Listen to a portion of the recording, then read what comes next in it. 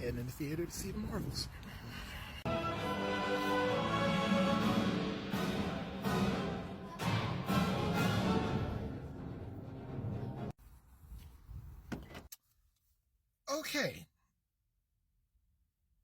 Okay. Let's jump into it. This wasn't a bad film. This was not a bad film. Like, I still enjoyed this.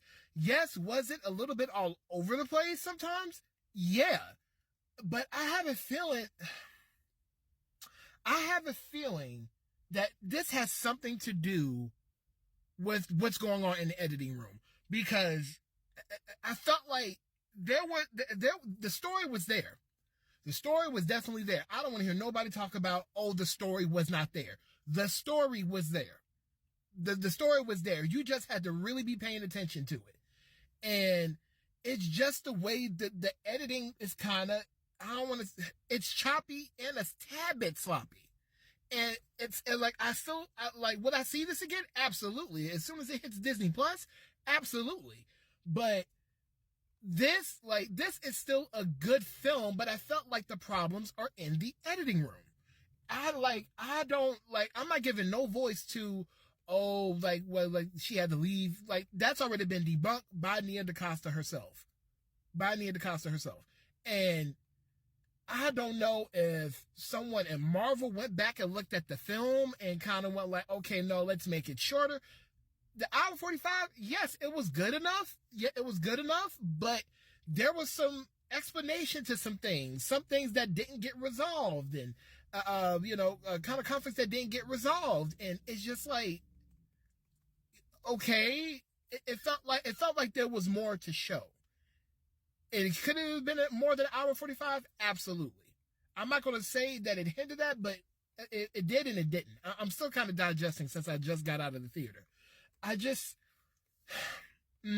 felt like the overall pacing of the story needed to be better, and it was there. And I felt like they had the scenes to do it, because some things with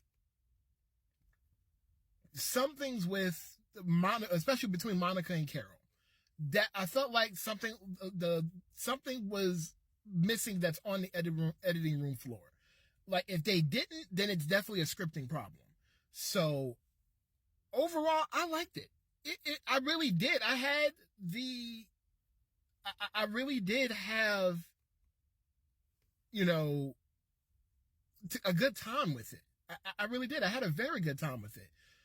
But in terms of who stood out to me the most, the Khan family reigns supreme. I love it.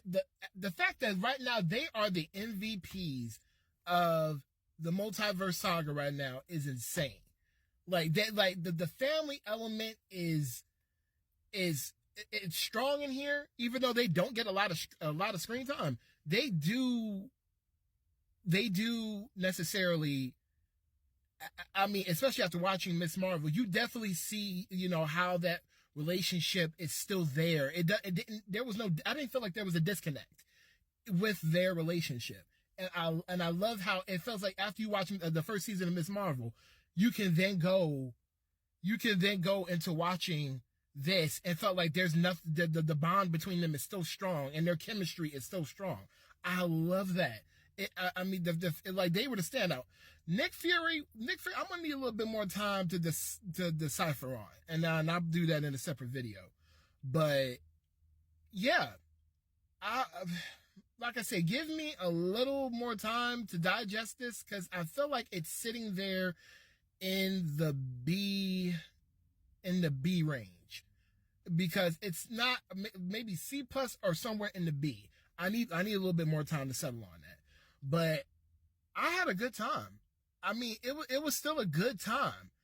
Zawe Ashton's character did have a purpose, but I felt like it wasn't expanded upon enough. Or I don't even know. That's not even a word. But it needed to be expanded. I'll say it like that. It needed to be expanded for, we all saw the first Captain Marvel. It definitely filled in that gap, but I felt like it needed a little bit more. Just maybe like a scene or something.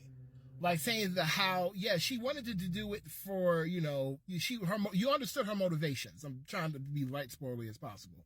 You understood her motivations, but I felt like maybe like a couple of more scenes with her and really, kind of humanizing her and understanding her plot as to why she's doing what she's doing really could have solidified her as a good villain. And she still is a good-ish villain. It's just that you gave her motive, but she makes the same mistakes as other villains do. So I don't know. I hope this makes back the money that I hope this does well at the box office this weekend, because it's a fun time. It's a very fun time. Will I see it again? Yeah, when it hits Disney Plus, I will. I would definitely support it. But yeah, go out and see the Marvels. Go out and see the Marvels. It's a fun time. I definitely find myself cracking up so many times doing this film. Nia DaCosta kills it. She killed it. She killed it. She killed it. She killed it. Do you understand me? She killed it.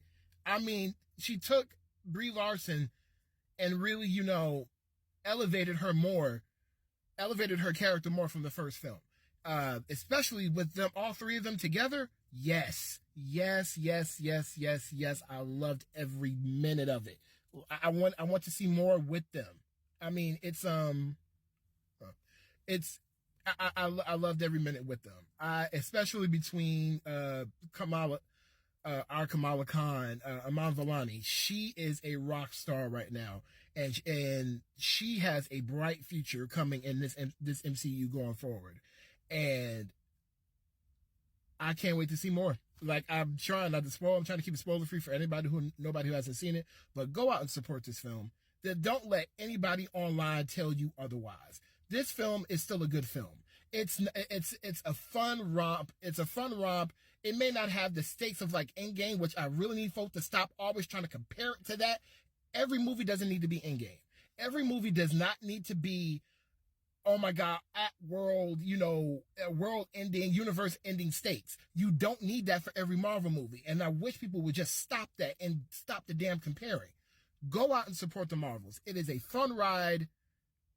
Support women of color. Just support this film. That's all I'm going to say. Peace.